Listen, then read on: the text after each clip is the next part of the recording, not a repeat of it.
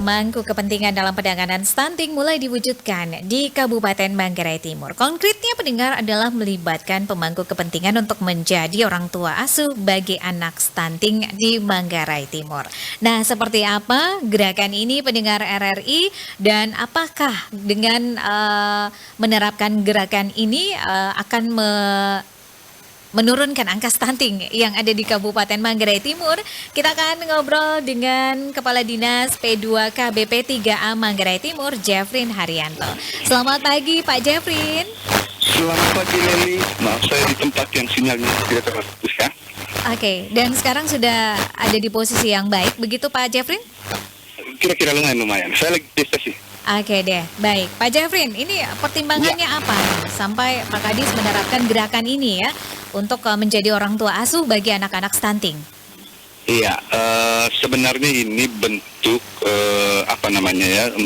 pelibatan seluruh pemangku kepentingan untuk secara kroyok untuk menangani isu stunting ini ya. Jadi saya kira semua orang bertanggung jawab untuk memastikan setiap orang yang ada di samping kiri kanannya untuk terbebas dari stunting. Nah itulah kenapa kemudian kemarin kita galang itu program orang tua asuh. Kami memulainya dari pegawai-pegawai kami untuk berkewajiban untuk minimal memiliki satu anak asuh stunting ya. Syukur kalau bisa lebih. Jadi dalam 3 bulan ke depan ini pegawai-pegawai kami menjadi orang tua asuh untuk anak-anak stunting. Oke, berarti ya. Berarti gerakan ini baru dimulai di dinas ini ya Bapak ya, di DP2KB P3A. Ya, betul. Sebenarnya ini juga akan dilakukan oleh dinas kesehatan ya, sama gitu. Jadi kami berharap bahwa semua perangkat daerah yang lain juga akan mengikuti semangat yang sama. Dan kami sedang membuat semacam surat instruksi bupati untuk mewajibkan seluruh ASN untuk menjadi orang tua asuh bagi anak stunting. Hitungan saya sih kalau 5.000 pegawai mengatasi 2.000 anak, saya kira minimal ada yang bisa kita bantu untuk keluar dari zona ini. Dan untuk sementara datanya di Manggarai Timur sekitar 2.000-an anak begitu Pak? Sekitar 2.000-an anak ya. Meskipun kita ada penurunan angka dari 11 ke angka 9 hari ini, tapi kita belum cukup puas karena target kami sampai di angka 7 ya stuntingnya. Oke, kalau bisa bebas ya begitu ya Pak Jeffrin ya? Siap. Oke, Pak Jeffrin ini kenapa 3 bulan ini? Tadi disampaikan bahwa dimulai dari pegawai-pegawai yang ada di Dinas Bapak Instansi Bapak begitu ya, untuk menjadi orang tua asuh selama 3 bulan. Kenapa harus 3 bulan ini Pak? Apa pertimbangannya? Pertama adalah kita juga tidak ingin menciptakan model ketergantungan ya.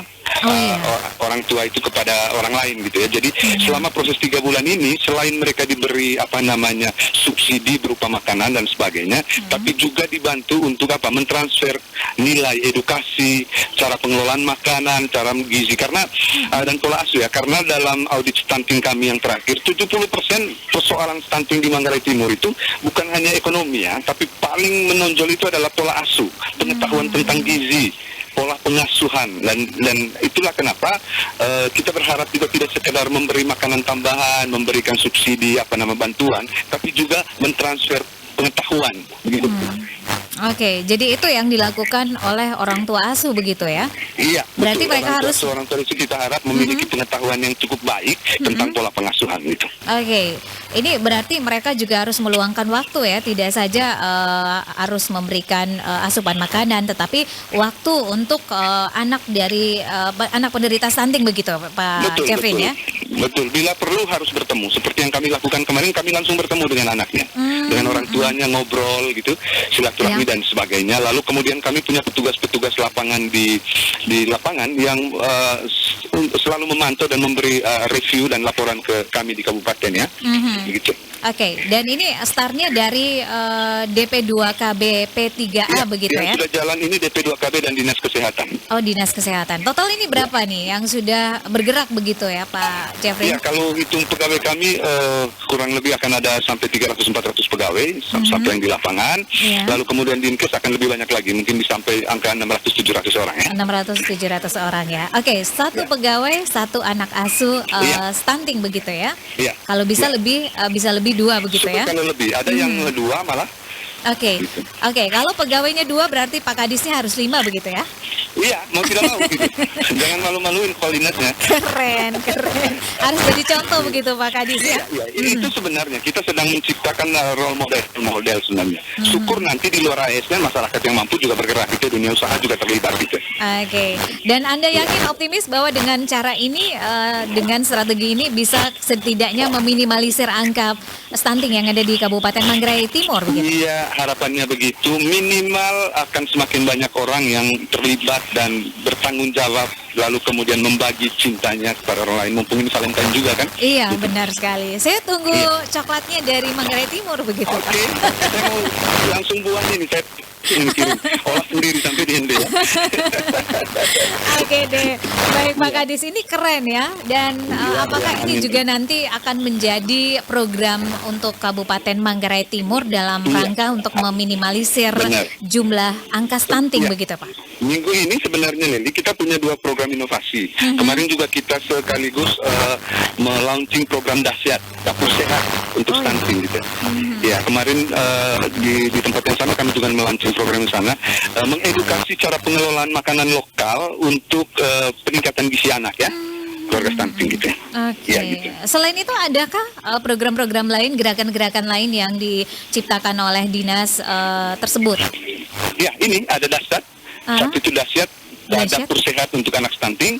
Kemarin itu Ibu Bupati, Ibu Teresia Wisang juga kita sudah tunjuk sebagai Bunda Dahsyat. Wow, Lalu dinobatkan kemudian ya. yang orang tua, iya, dapur sehat ini juga kami lagi running ini. Jadi mengedukasi bagaimana memanfaatkan potensi-potensi Pangan lokal. makanan lokal untuk dengan pengelolaan yang baik dan gizi yang seimbang ya, gitu. Oke, ini programnya seperti apa? Mungkin bisa disampaikan, bisa dijelaskan? Ya, Kalau pertama ada adalah waktu ya? melatih kader kami di lapangan bagaimana mendampingi orang-orang tua yang anaknya stunting, mengidentifikasi makanan-makanan lokal, sayuran, protein dan segala macam, lalu bagaimana mengelolanya.